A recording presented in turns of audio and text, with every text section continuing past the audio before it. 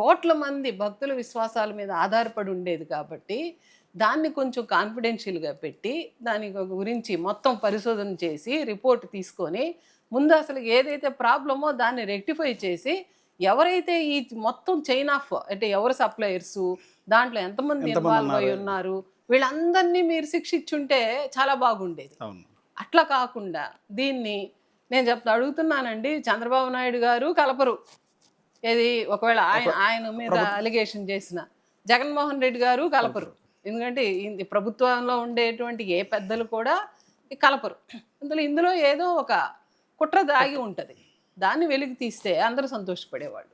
Even దానికి అసలు ఎవరో అదేంటి బోలే బాబా డైరీ ద్వారా వచ్చింది. బోలే బాబా డైరీని మీ హయాంలో ఇచ్చారనేది వైసీపీ చెప్పుది, టీడీపీ హయాంలో ఇచ్చారని లేదు, మీ హయాంలోనే వచ్చింది అనేది టీడీపీ వైసీపీ చెప్పుది, ఇద్దరికిద్దరు చెప్తారు.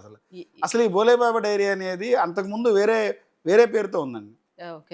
తర్వాత ఎప్పుడైతే ఈ ట్యాంకర్లో వెనక చేశారో బ్యాక్ చేశారో అప్పుడు తర్వాత పేరు మార్చి మళ్ళీ బోలే బాబాగా మళ్ళీ టెండర్ వేసి ఆయిల్ గీ సరఫరా చేశారు కదా. అంటే మొత్తం మీద దీనికి సప్లయర్స్ ఒక పెద్ద ఒక కుట్ర జరిగింది, దీని వెనకాల స్వామివారికి ఒక ద్రోహం జరిగింది అనేది వెరీ క్లియర్ అని మనం అనుకున్నప్పుడు దాన్ని మనం శోధించాలి, సాధించాలి. అదే సందర్భంలో కొన్ని విషయాలు మనం ఇంత పబ్లిసిటీ చేయకూడదు, ఎస్పెషల్లీ దేవుడి విషయంలో. సెన్సిటివ్ విషయం, చాలా సెన్సిటివ్ విషయం. తర్వాత సుప్రీంకోర్టు ఏం ఆదేశాలు ఇచ్చింది, సప్లిమెంటరీ ఛార్జ్ షీట్ ఇస్తూ దీని మీద దేవుడి మీద రాజకీయాలు చేయొద్దు, దీని మీద ఎక్కువగా మీరు పబ్లిసిటీ చేయొద్దు, మాట్లాడొద్దు, దీన్ని ఇంకా ఫర్దర్ ఇన్వెస్టిగేషన్ జరగాలి అని చెప్పిన తర్వాత ఏం జరుగుతూ ఉంది, అది మన ప్రశ్న. అంటే ఈ ఛార్జ్ షీట్లో ఉన్న విషయాలు కోర్టు పరిధిలో ఉన్నారు, ఎందుకు రాజకీయ పార్టీలు నానాయాగి చేసి ప్రజల నుంచి అలా గందరగోళం చేస్తున్నారు దీన్ని? అంటే ఈ రాష్ట్రం కోర్టులో ఉన్నటువంటి పరిస్థితి ఇది, కోర్టులో ఉన్నటువంటి కేసు ఇది, కోర్టు పరిధిలో ఉన్న కేసు. దీనికి ఏముందో ఛార్జ్ షీట్లు అదే చెప్పాలి, నేను తప్పుడు చెప్పినా కూడా ఇబ్బంది, కంటెంప్ట్ ఆఫ్ ది కోర్ట్ వస్తుంది. అందుకని అందులో ఏముందో అదే మేము కూడా మాట్లాడాలి, ఎవరైనా మాట్లాడాలి. అది కాకుండా మీరే తీసేసుకొని నిర్ణయాలు మీరు ఇప్పుడు మీకు చెప్పాలి అంటే ఈ మధ్య మన జరిగినటువంటి విషయం లేదు కాబట్టి దేవుడికి ప్రక్షాళన చేయాలని చెప్పి ప్రతిపక్షం అన్ని గుడుల్లో వాళ్ళు ఒక పిలిపించుకున్నారు. లేదని చెప్పింది కాబట్టి అంత సంతోషపడిపోయి వాళ్ళు ఇచ్చుకున్నారు కాబట్టి ప్రభుత్వంలో కొంతమంది కానీ పెద్దలు ఏం చేశారంటే మెయిన్ ప్రధాన రహదారుల ఏరియాలో ఒక ఫ్లెక్సీలు ఏర్పాటు చేశారు. అది ఎంతవరకు ఉంటారు? అది అందులో కూడా ఫ్లెక్సీల్లో కూడా దేవుడి ఫోటో, లడ్డు ఫోటో ప్లస్ ప్రతిపక్షంలో ఉన్నటువంటి అధినేత ఫోటో కూడా వేసుకున్నారు. ఇది ఖచ్చితంగా మేమందరం కూడా ఖండిస్తాం. మొదటి దాన్ని లడ్డులో లేదనేది ఎంత సత్యమో, లడ్డులో కొన్న కల్తీ అడల్టరేషన్ అంటే కొంచెం ఇదైపోయిందనేది, palm kernel oil, beta carotene ఉన్నాయి, బిట్రిక్ యాసిడ్ లెవెల్స్ కూడా తక్కువ ఉన్నది ఎంత సత్యమో, మీరు ఫ్లెక్సీలు పెట్టడం అంత తప్పు. ఎందుకు పెడతారు ఫ్లెక్సీలు, ఎందుకు చేస్తారు?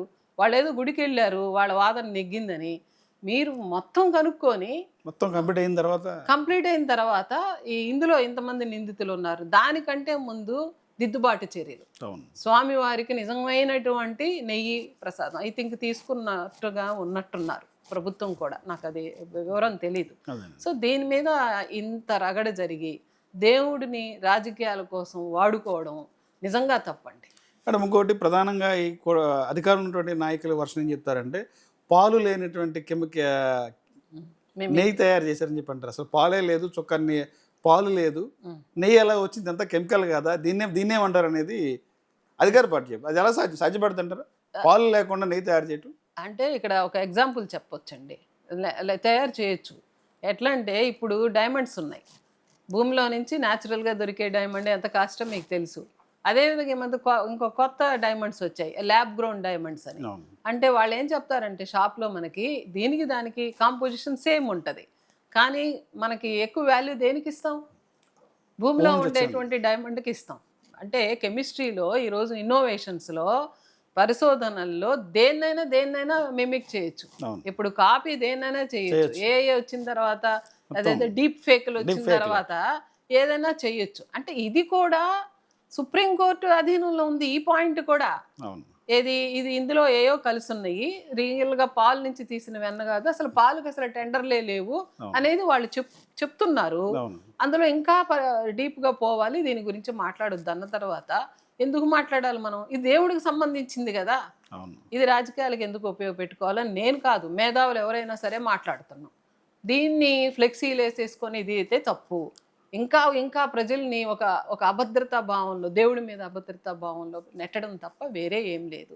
ఇది ప్రభుత్వం ఖచ్చితంగా గమనించుకోవాలి. దీనివల్ల వాళ్ళకు కూడా ఏం పెద్ద రాజకీయంగా లబ్ధి చేకూరుద్దని నేను అనుకోవట్లేదు. మేడం ఇంకోటి పామాయిల్తో పాటు కెమికల్ కలిసింది, ఆ కెమికలే అవశేషాలు అనేది అధికార పార్టీ చెప్పింది. పామాయిల్ అంటే palm kernel oil, palm oil, butyric acid ఇవన్నీ గీలో ఉండేటువంటి కాంపోజిషన్స్. కాబట్టి అక్కడ వాళ్ళు చెప్పింది ఒక్కటే, బిట్రిక్ యాసిడ్ లెవెల్స్ తక్కువ ఉన్నాయి అన్నారు, అసలు లేవని చెప్పాల.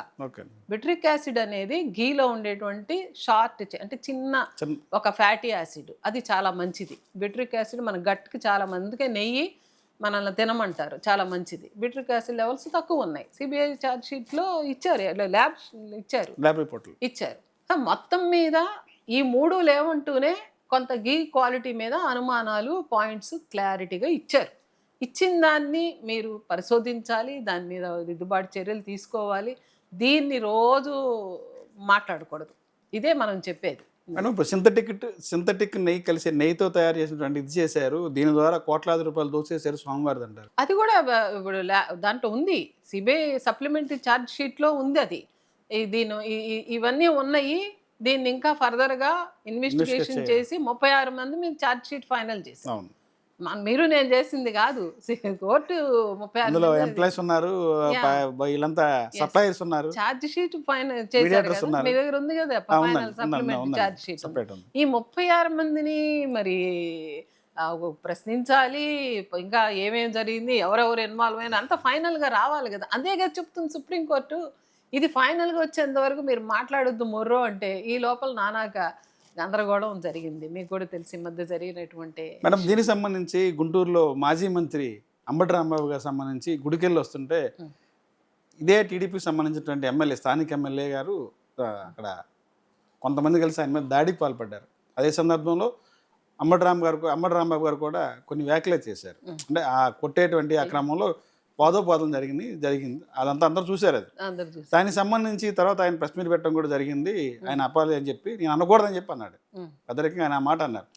తర్వాత ఆ రోజు జరిగినటువంటి పరిణామాలు, ఆ ఇంటి మీద దాడికి సంబంధించి ఎలా స్పందిస్తారు? ఇది అదే ఇప్పుడు ఇంతసేపు మీరు నేను డిస్కస్ ఎందుకు చేసుకోవాల్సి వచ్చిందంటే, వాస్తవంగా సిబిఐ సుప్రీంకోర్టు ఆదేశాల ప్రకారం ఎన్డీడీబీ ఎన్డీఆర్ఐ రిపోర్టు వాళ్ళు మనకు వచ్చిన తర్వాత దాంట్లో ఉన్నటువంటి ఇన్ఫరెన్సెస్ తీసుకున్న తర్వాత ప్రతిపక్షం న్యాచురల్గా మీరు ఏదైతే అలిగేట్ చేశారో అవి లేవు కదా.